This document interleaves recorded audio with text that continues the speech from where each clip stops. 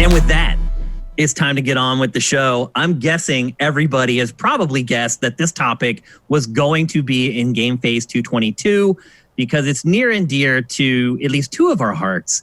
And that is that G4, the gaming TV network that Matt and I both worked at for quite a while, is being revived in 2021. Matt, what's up with this, man? You got inside information on what's been going on over there. Now, the news is that it's actually not going to be a TV network. It's going to be an app or a digital-only property. Do you have any intel on what's been going on over there, Matt? Not that I can really tell you. Okay. But yes, it's not going to be a TV station. Like, that is obvious. Like, no one's crazy enough to start a TV station in this day and age, especially for a niche subject matter kind of thing like this.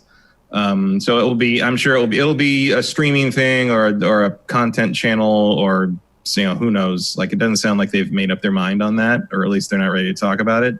But it is being done. Like, some guys like dug into like the ownership of it and like kind of who's the company, the sub company's running or whatever. And it is being done by the House of Games. No, that was us. That was us when we were there. Yeah. So for those of you who don't know, when we worked at G4, we technically didn't even work for G4. The people who were now the execs did. The people who worked in production, we worked for this LLC, the production company, the House of Games, THOG as we called it. Yeah. And basically it was so G4 didn't have to give production people benefits. Yes. Really slimy. Very common. It is especially common, back sadly. then. Yeah. And then that eventually did parent change. company was Comcast. So after I left, you guys did get moved over to staff with Comcast, and you got all their benefits and everything? Pretty much, yeah. We were Comcast, and then after the merger, we were NBC Universal, and everything was pretty much the same. THOG went away as soon as we moved to the E building on Wilshire. Okay. This is being done by the company that is attached to is Tucker Roberts' company. He's the son of the CEO of Comcast, and he usually does a lot of sports stuff. Seems to be like a company that he sort of like gets to play with whatever he wants to play with. And usually it's sports stuff and things, but I guess he grew up watching G4. He's like 29, I think. He grew up watching G4. He is, I believe, currently dating Olivia Munn.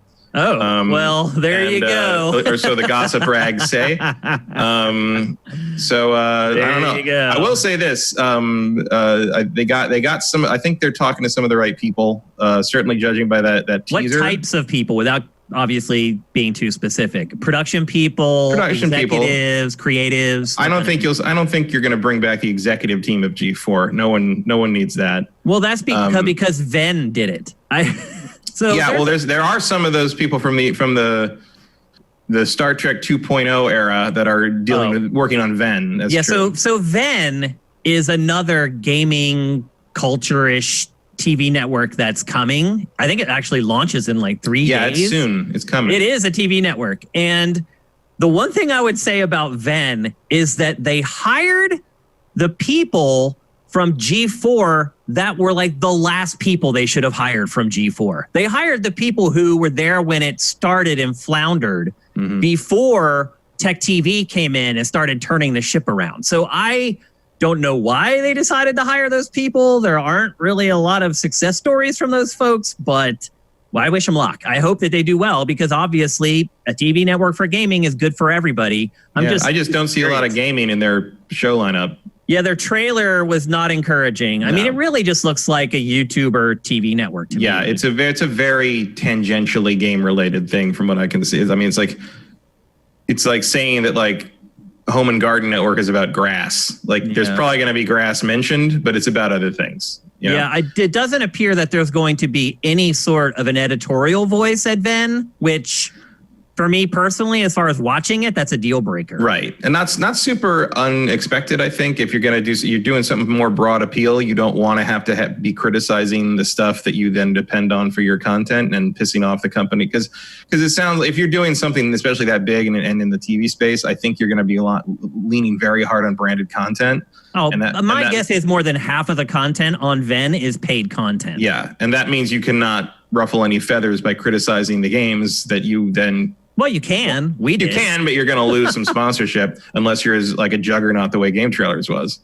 Game Trailers being the only game in town in that regard helped a lot in terms of having an editorial voice. And something like Venn is going to have to kind of scrape, and that could happen eventually if they get big enough. That network is never going to do anything unless there's an editorial voice. That's why people watch. That's the opinion content is really all that matters anymore. News doesn't matter anymore. Fluff doesn't matter anymore. That's what earns is people's opinions, people's takes. It's overwrought at this point across all media. It's almost impossible to just get straight news anymore without an opinion piece being kind of pushed in there.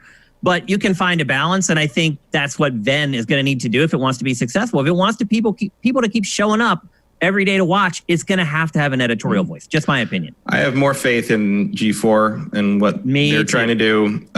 There is an AMA tomorrow with Blair Herter. So wait, Blair? Oh, okay, so this is all adding up now. So Blair Herter just went to Comcast. No. Blair's involved. He posted that on Facebook. He's involved.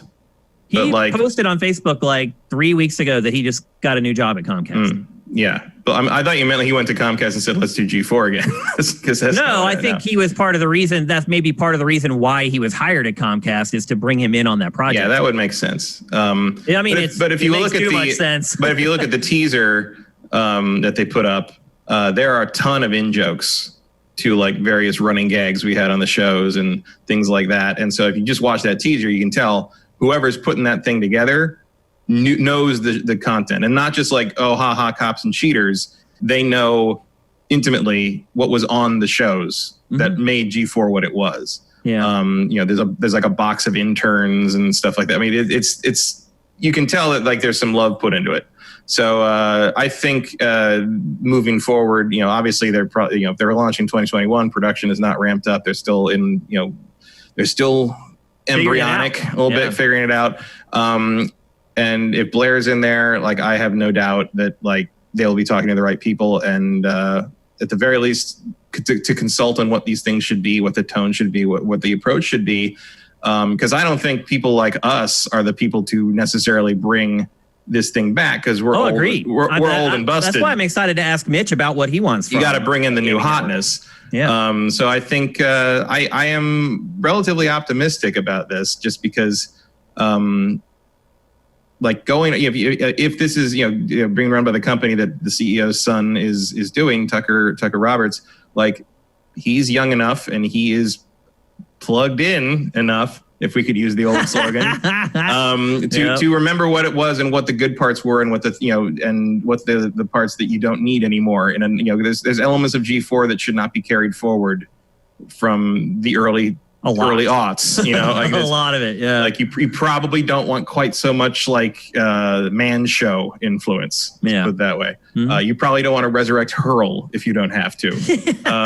Although there's like a new show like that now called like Gross or something. That's on major network TV. Yeah, but you notice they don't cover the gross part. Right. That was the thing about Hurl. It always what confused the hell out of me was they censored the hurling. The hurling, and it's just like, well, that's what we're here for, man. Like YouTube wouldn't do that, and that's why YouTube won in the end. Yeah, but, one of a million reasons, but it's the venture is unexpected. But I will say this: I am surprised, even as someone who has obviously a lot of affection for G4, having been there for as long as I was, 12 years, including the Tech TV era.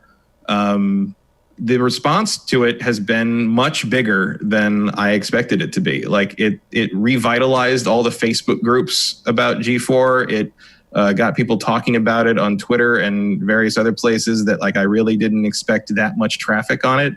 Like thousands and thousands. It was a trending topic in the United States the morning they announced it. Like it hit. It was an impact, and I assume that was part of what this was to test if anyone cared. And I have to believe that they would have been able to go back to whoever's providing the money for this and be like, people care, definitely. The money is really important, because both of these are going to lose a lot of money out of the gate. It's just the facts. It's just the way it is, particularly Venn, because being on broadcast has so much overhead. What I remember seeing was that Venn only had like $17 million to work with. That's not a lot. I mean, that is chump change in TV. Mm-hmm. So again, like if you're just talking about funding the productions of the actual shows they're putting on, that would be about right. But if you're talking about like the infrastructure of launching an actual network and marketing and all of it, it's nothing. And so to me, money's a big deal. Comcast has plenty of it. So that's another reason why, to me, G4 maybe has a better chance. Also, just knowing who's working on Venn versus who's working on G4, what I've seen of G4 versus Venn so far, G4 seems to be the more interesting prospect to me. Obviously, I'm probably a little biased because I used to work there. But I mean, I would be happily call this out as nonsense if I thought it was. Like, yeah, of course. I mean, that's what we do, Matt. Yeah, this is not the that's first GameFace in a sentence. This is not the first attempt to resurrect G4 by any means. Yeah. There was a brief period where it was a news aggregate website attached to Sci-Fi Network's website. It was just like a little thing in a corner, like G4 presented by Sci-Fi, and it was just a few writers like putting up daily content that was branded with the G4 logo. It didn't go anywhere. That was like 2014 or something like that. But this is the first time it feels like there's actual momentum behind it. I mean, it's legit. You don't put out a trailer unless it's legit. It's happening. Mm-hmm. Now, my question is, and some people are asking this in chat as well, with the era of the YouTuber and the streamer, are TV networks relevant now? And two, should these TV networks just be YouTubers and streamers? Well, it's not a TV network. Right. So I don't think that's something we need to worry about with this. It's just going to be a content source, I guess. I don't know what format they're going to choose for that. It's mostly going to be the same thing. It's like, here's a bunch of shows if you want to watch them. I don't know where you'll watch them, but on their app at g4.com or whatever my guess is. I mean, that would be a little weirdly self-contained. I feel like if you have, if you're working in the kind of NBC Comcast space, I would expect you'd want to get on Peacock. Yeah. I mean, that's probably its most likely landing spot. I mean, I think you'll be able to get everything on YouTube and a website as well, but I think that content will absolutely be fed into people. Yeah, I don't think there's any reason to keep this exclusive. Like at the very least. I mean, for this, you want it out there to as many channels as you can. Yeah, absolutely. So, I don't know. I mean, I assume they'll bring back, Attack the Show and X-Play as the main. It's been interesting watching people like talk about what shows they want to come back. Like, there's some deep cuts mentioned. Yeah. Like, there's like a substantial group of people that want Portal to come back, which is not a thing that I ever thought I'd see. Wow. The guy who made just naming shows. No, these guys were real like hardcore Portal fans. Really? This, which is just a thing that I didn't. I mean, because I didn't know that was a thing. Well, they're like naming shows that were like from the initial launch of like before we got there. Yeah. Like, the stuff that was all shut down when they merged with Tech TV. Icons should stay. Icons is a good move. Yeah. I mean, Portal was interesting because it was mostly made by one guy. Yeah. And it was like Portal was supposed to be their show that covered MMOs, but he turned it into like an in-universe, like story-driven show about a guy in like a room that could see into all the MMO universes, and they were all treated as like real they weren't treated as games. They were treated as like actual universes he could look into, and some of them were like skits, and some of it were just like they'd do the raid and they'd show what happened, but they'd treat it like a real war story or something, or a news report kind of thing, as like real events. And it was basically him, like a PA and an editor. And to bring that back, you'd have to go find him. And I as I hear it, he disappeared into Idaho somewhere several years ago and wants nothing to do with this crap. But who knows? Like, stranger things have happened. But I just think it's interesting that there's a fan of just about everything G4 did, even going way back. Do you think that, one, any of the old hosts will come back? And two, do you think they should? Do you think that would be beneficial to the network? I think, almost every major host has been tweeting about it this week, even if it's just to say like, what the hell is this? Yeah. But like, I think they should. I think it would be wise to launch at least with a bunch of those hosts in place to kind of endorse it. Maybe like launch week, their special guest host or something. I think you want all the old hosts to come back and kind of say like, hey, this is cool. We're into it. Like, we approve of this, and we pass the baton over to who all these new kids are. Mm-hmm. And sort of like, maybe they can like make appearances now and then. Like, I wouldn't want to think like Kevin and Olivia and Adam and Morgan would host a daily show anymore. I mean, everyone's moved on in their careers. And I think you need new blood in there. But I think it's very, in much the same way Star Wars tried to do it, you do want Han, Leia, and Luke in there to sort of like be the transitionary phase. And I think once you kind of establish that this is what it is, this is what it's become, and then the old hosts kind of like approve of this and sort of like give it their blessing and sort of take the training wheels off and let the new kids ride off into the sunset. Yeah, I mean, maybe I think that's how one thing we should just say right now is that Adam and Morgan aren't coming back to host X Play. It's just not going to happen. Like you're not going to get any of these old hosts to come back full time, I don't think. I mean, Adam launched his own company that's doing very well. Morgan's working in other parts of the industry where she's very happy. They might come back for what you said, like the launch week, to do a guest appearance here or there, just to kind of give their blessing, so to speak. But it's not going to happen permanently. Yeah, and I wouldn't want it to happen permanently. As speaking as someone who might produce stuff for it and someone who would watch it. Like, it's been 8 years. Like it's a different generation. It's a different world. It's a different, gaming is a different place now. There's a lot of more esports stuff. There's a lot more streaming elements. I think you do want younger blood. You want, not that young is better than old or whatever, but it's just like you want new blood that can that doesn't need help plugging into what that is going to be. Someone in chat just said that Adam left Spike Trap. Yes, he is not with Spike Trap anymore. What? It's his company. He was tweeting about that like a month or so ago. That was his name on Twitter for a while. No longer associated with Spike Trap. Sessler. What happened? Do you know? Well, you're gonna have to ask him about that. Okay, I will. Wow, I didn't even know that. I just found that out in chat. It's his company. How do you leave your own company?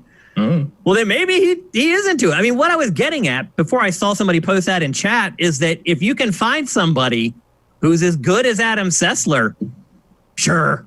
Yeah. I think you're going to have a really, really hard time finding someone as good as Adam Sessler to host a show like X Play. Like, I don't know if it's possible. That I agree. Show was made for Adam Sessler. I mean, he's a once in a generation talent, but it's a new generation. He really is. Like, I've been in this industry for 20 some years now. I've never worked around someone as talented as Adam. And by talent, I mean someone who can just nail it. First take and then start doing ad-libs that make each take better. Someone who goes in the VO.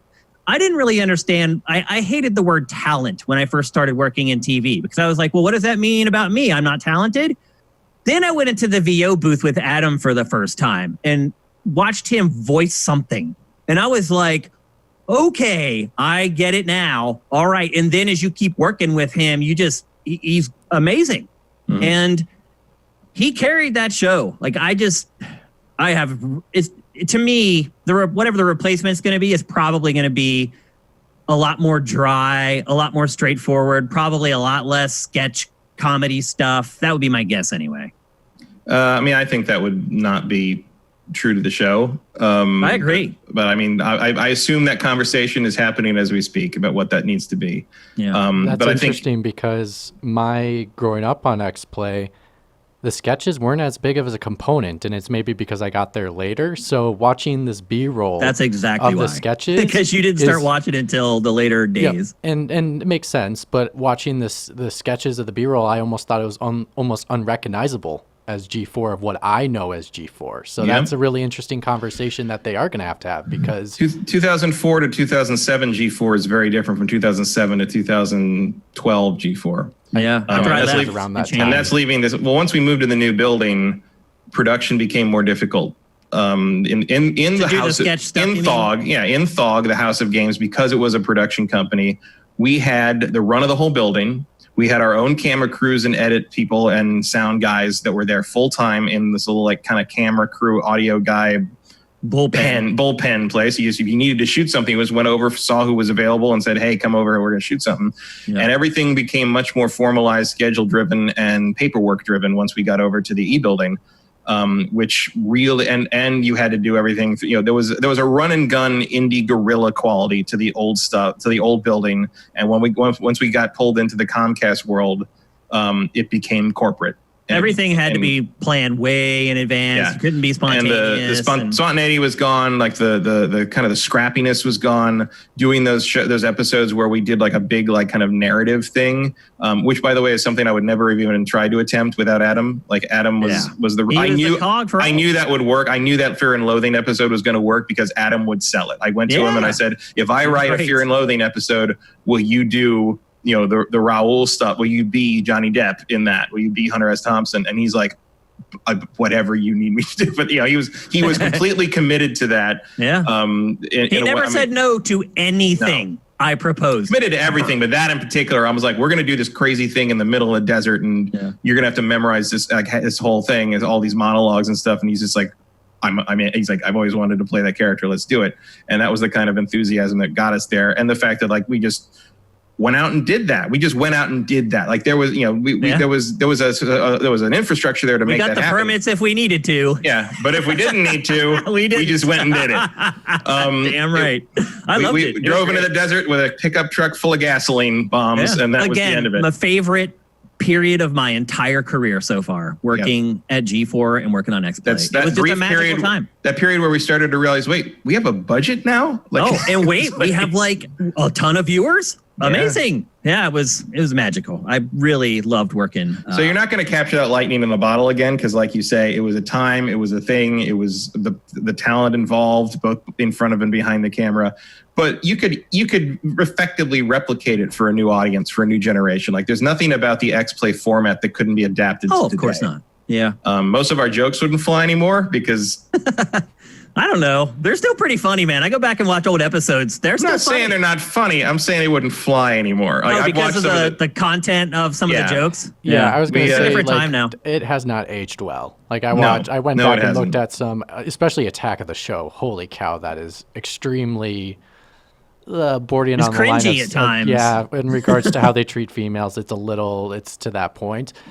So they will definitely have to fix that up. I do love the segments though that they offered in both X-Play and Attack of the Show at that time, and I think that still can be brought out in this current age, and still have that comedy feel. And I think that's for me, even though I didn't witness it during that, I want to probably say indie sketch type of and not sketchy as in sketchy, but like sketch as we get it, sketch comedy. Sketch comedy. But I think they can still do it what they did with the Comcast era in regards to doing just some humor mixed in with fun segments and all that kind of stuff. I think they really can nail that. And I think Matt's also right that the hosts kind of have to be there for the beginning to like pass off the blessing. To be honest, the reason why I watched it was because of Kevin Pereira, Adam Sessler, Morgan I know. Webb, Olivia That's why Munn. people show up for the hosts.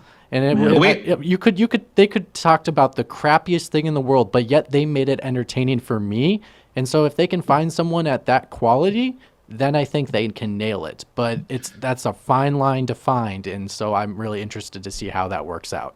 Yeah, the only concern I really have is like, one of our advantages back then was that no one else was doing this. Yeah. Like no one, not just that no one else was doing, video game television, because there was basically Vic Lucas doing Electric Playground reviews on the run, and that was about it.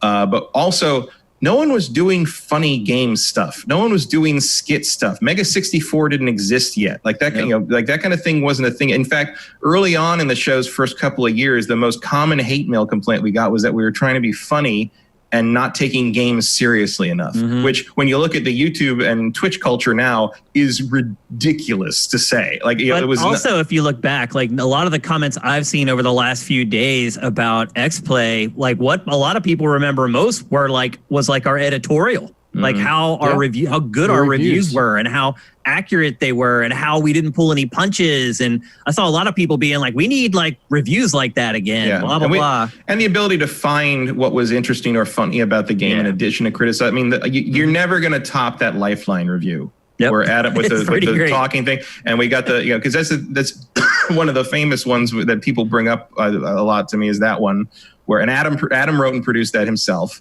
And, I was in the room when he recorded the footage, like for that, with the camera on him talking to the game. And at one point, he says he got so fed up with the girl in the game that he just says "bark like a dog," and she goes, "A little dog?" or a big dog. Woof, woof. And we had, and like he just looks at the camera like, what the, and he's looking kind of at me because I'm behind the camera, and I'm like, what the, and we tried to get her to do it again, and she wouldn't do it. We could never get it to happen again. And when we ran it, people were like, oh, that was a joke. That was Morgan. Because it does sound, the audio quality is different from the rest of the video. It is, yeah. It's like an outtake, clearly. And it does kind of sound like Morgan, but that was real. That's in the game. Like that really happened. And it's just like, that moment, and we're just like, that's it. And it was captured, which is right usually there. That stuff happens and it's lost. Yeah. So it's great. And it was, you know, I do also love, like, you know, the running gun stuff is I mean, I think that's the advantage now, though, to counter my own point.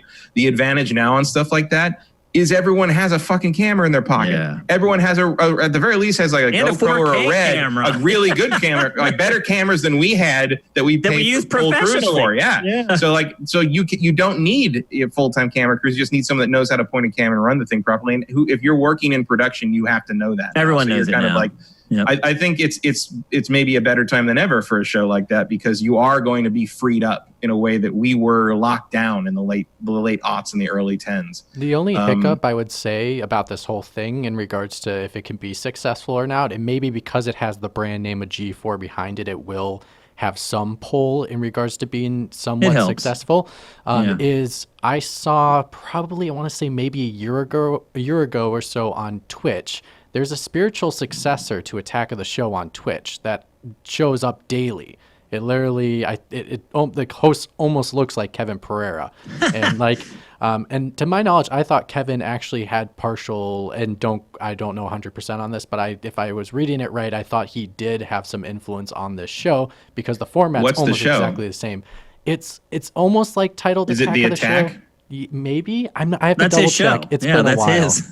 the Attack is his show. It's and it was him that we just saw that thought looked like Kevin. Well, no, it wasn't him. It was Alex. Alex. Yes, that's him. Alex Correa hosts that show. Yeah, so it's like exactly the same format, and it's he's not. He basically he called it the Attack. He calls his production company Attack Media.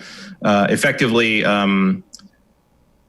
Attack is such a generic name, you can't copyright it. That's really how he gets away with that. Yeah. But yes, it's a spiritual successor to Attack of the Show, for sure. And I didn't see before we move on. Oh, go ahead. So you're younger than Matt and I. So I want you to tell me how much of sort of the modern games media do you think should be a part of a new gaming TV network? How much Let's Plays, YouTuber type stuff do you think should be included in its content rundown? I don't care what's in it, as long as it's got the comedy and the right people in front of the camera to sell it. They could sell me on anything.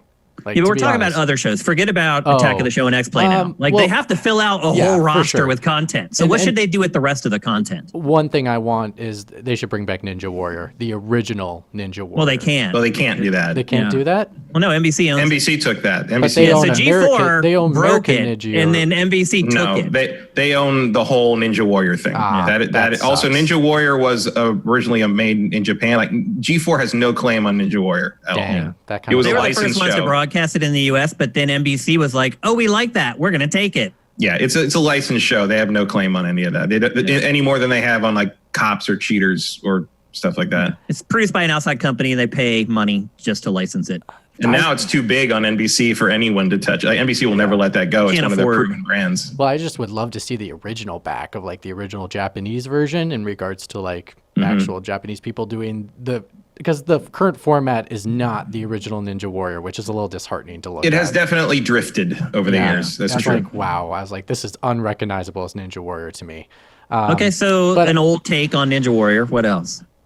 I don't really know, to be honest. So you don't think that there should be Let's Play stuff? Do you think that on? Like, would you watch a show that's like all the talent that's willing to do it from the other shows? We get them together and do a Let's Play show once a week or something. But I feel like that's a segment they The Last of Us Part 2 all day on the day it comes out. If they did that, no, because I'm going to play it myself first before I watch it. I might watch it later. I mean, but you could say that about any game then. Why does anybody watch Let's Plays? Well, not everybody plans to purchase it right away and play it.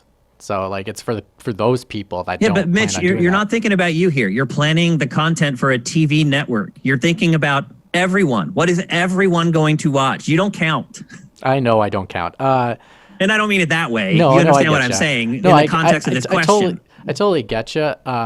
It's just like when you pitched saying And like you know doing younger a let's people, play we with, don't, with, so. with the hosts and stuff, like I feel like that's just going to be a segment that they would do within one of the two shows. And I really don't know. Like that, I think that's the more interesting thing is I want to see them try something new and fresh that no one else is doing. And that's something that Attack of the Show and X-Play offered at the time. And I think if they want to continue with that success, they should try to come up with new creative ways, putting a spin maybe on the Let's Play, but do something different with it. So what's the appeal of a Let's Play to you then? Because if you get like if you can do a segment out of it, that implies that the appeal is not the length of the play or the watching someone play the full thing. It's a highlight thing. Is that what you're saying? Yeah, it's the reaction. I like seeing so like for me personally, I actually. So would you do like an hour-long Let's Play with the host and then cut it down to like a 4-minute highlight reel of that Let's Play? Is that would be your preference? Is that why you watch it? Is that why people watch it? Like, I don't understand the Let's Play thing. I've actually tried to pitch this segment back near the end of G4, and everybody looked at me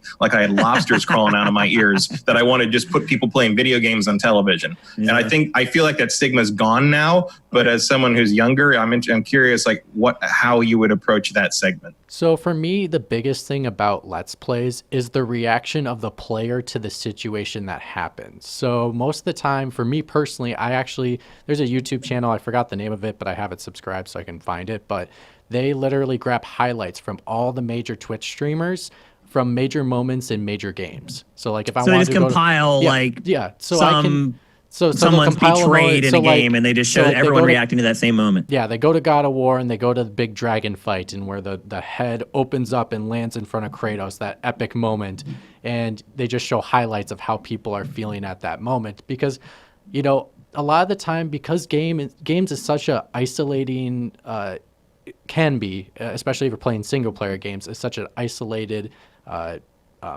social isolation that it's nice to like see how other people feel at the moment that you felt something. So like I'm always curious of being like, I felt that was amazing. Or if they don't like it, I'm curious on why they don't like it. So for me, that's why I would do the highlights, because then you can capture those individual moments that would spark conversation between players and people online to say, well, why didn't they like it like that, or something like that. I find those more interesting than just viewing an entire piece of gameplay, because I usually just skip and try to find the highlights that I want to see in regards to the moments that are memorable. That's interesting. Because like I don't think I would have thought of it that way, in the sense of, because my instinct was always to put the hosts together and have it be like a group, so they play off each other. But it sounds like you could, but it sounds like what you're saying might be more interesting is if we have all the hosts play the games on their own setups, and then like say a big twist happens, and obviously this would have to be aired like after spoiler time was expired. It wasn't like a new thing, but like once we do that, like we air like a montage of each host in their own personal setup at home or whatever, reacting to that specific twist, and all that, and then maybe have all of them come back and be like, oh, talk about. You could do a roundtable. Yeah, like a roundtable with the reactions. Yeah, I think that would be genius of the way of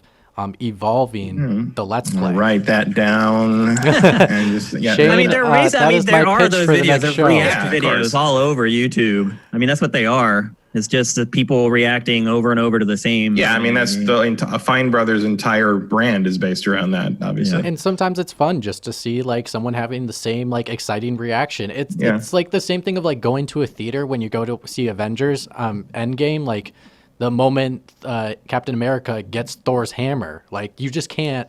Everyone in that moment in the theater is like, oh my God. And that's for gamers can be an opportunity for everyone to be like, oh my God, together by seeing other people feel that same reaction.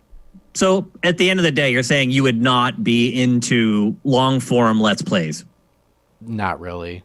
That's tough because you have a lot of hours to fill on a TV network. I mean, well, I don't think you have a TV network here. You have a content fountain. Venn is kind of tangentially wrapped into this conversation. I will be shocked if Venn does anything directly game related like that. Because according to the announcement, if I read it correctly, they are just saying they are only focused on X-Play and Attack of the Show. They are not focused on bringing other shows into this G4 I wasn't aware of that, actually. According to the statement, if I read it correctly. So I don't anticipate them bringing another show back, but while we explore that, I want them to rip Ninja Warrior out of Comcast's hands, but that won't happen.